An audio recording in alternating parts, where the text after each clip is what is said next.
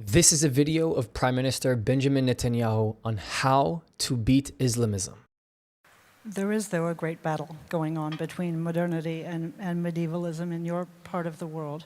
And if you talk about democracy being the idea that made Israel strong and markets and capitalism being the idea that will propel Israel into the 21st century and beyond, there are other ideas at play throughout the region. And there are a lot of people who suggest that, that in fact, one of the things that is animating those terrorist groups that have now risen up throughout the region and are tyrannizing most of the people, many of the people of the Middle East, that they're founded on an idea. And that as many drone strikes or airstrikes or even ground wars that happen without having an idea to substitute theirs, that we cannot win. You can't beat something, as one of my colleagues so often says, with nothing. So what I want to ask you is, as the leader of the only truly democratic market economy in the Middle East, what is the idea that is going to beat this? Is it democracy? It's certainly greater freedom. I think there's a process in which the Arab world and parts of the Islamic world move towards the idea of greater freedom.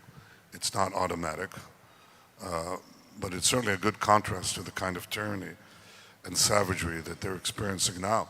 And the brunt of this savagery is afflicted on Muslims right now. Millions have been displaced and hundreds of thousands butchered, so they have a pretty good idea of what they don't want.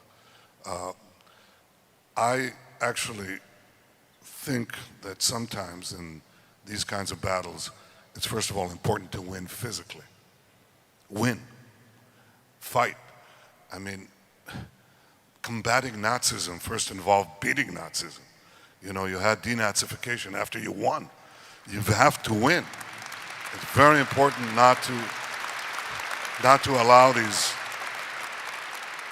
beasts the freedom to prowl, because what they're doing is they're emptying parts of the Middle East into Europe. They're now going to empty Africa.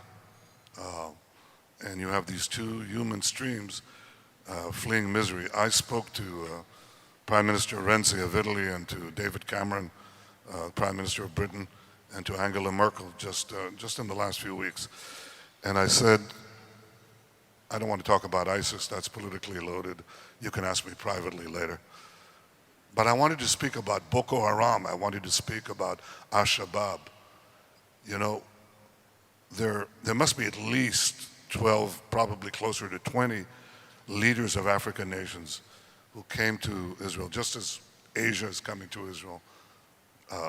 And they only want three things from us: Israeli technology, and Israeli technology. The African states all come and they say, we want Israeli technology in agriculture, in healthcare, in irrigation, whatever. And they all come down to one word: security. Help us in security. So I suggested to some of the European countries a simple partnership. We form consortiums to deal with individual countries, help them with their economy, help them with their security. The Islamist movements in Africa are not yet strong. They can be defeated today. They can be defeated today. It'll be a lot harder tomorrow. And my point is, in addition to the battle of ideas, there's the battle. You have to win the battle. And the earlier you win it, the cheaper it will be. The longer you wait, eventually, these forces will dissipate, because there is no hope, there is no future for a world of darkness. And I think the Islamists will lose out. But it may take decades, it may take half a century. Nazism was defeated, but it claimed the life of millions, tens of millions of people, and a third of my people. I think defeating them early is important. We'll defeat them in the battle of ideas, but let's defeat them on the ground as well. The reason that we will defeat them in the battle of ideas is because Israel still exists. It's been attempted by so many people to just destroy it. And if it didn't have good ideas and it didn't stand on truth and it didn't stand on democracy, and I'm not saying that the government there is perfect, I'm not saying that he's perfect, I'm not a big BB person, but there's enough of good, there's too much good for it to just be a non-existent place, that it will just dissipate. It will just get nuked. And what is happening at the moment with his description of this potentially taking decades is the equivalent of somebody with cancer, a patient going through the very brutal chemo process, which is a process that is painful, a process that takes a long time, sometimes longer for others, sometimes shorter. But at the end of the day, it is an inevitable process that needs to be done in order to remove all possible or possibility of this cancer regrowing, coming back. That is what we're seeing. We are seeing the chemo process of what is of the cleansing of this disease throughout the Middle East. And it's painful and it's going to take a long time, especially when people are encouraging this cancer to just continue to seep its way in. But there's no other way. I don't think you need to be a military expert. I don't think you need to be so actually well informed in this space to be able to understand that the best way to get rid of something like this is through winning. A surgeon does not give up on trying to beat the cancer until it's time that they have no choice but to give up because it's unbeatable. But you keep going.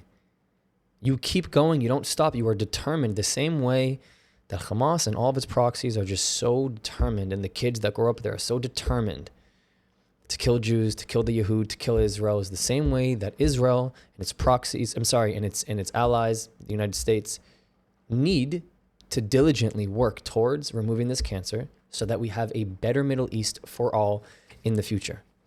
Period. End of story. There's really no other way to do it. And I think if there was another way to do it, ladies and gentlemen, I think by this point, by this time, we would have seen some sort of a proposal or some sort of an alternative on the table. I really mean that. There's enough people in the world that are informed. There's enough people that have spoken up. So thank you so much for all your support. I'll see you next video. If you want to continue the conversation, you can support my work for free. Discord does not cost a thing. It is the best way to connect with me and others who are seeking the truth. The link is in the description. But if you want to take it one step further, my Patreon gives you access to the Israel you don't see, uncovering the untold stories of what mainstream media does not show you. The link is in the description, and it helps me to continue this work. Or if you're just looking to help this thing go, PayPal and Buy Me a Coffee is a really easy way to support me. This channel, this work does not happen without all of you. Thank you. I love you. I'll see you next time.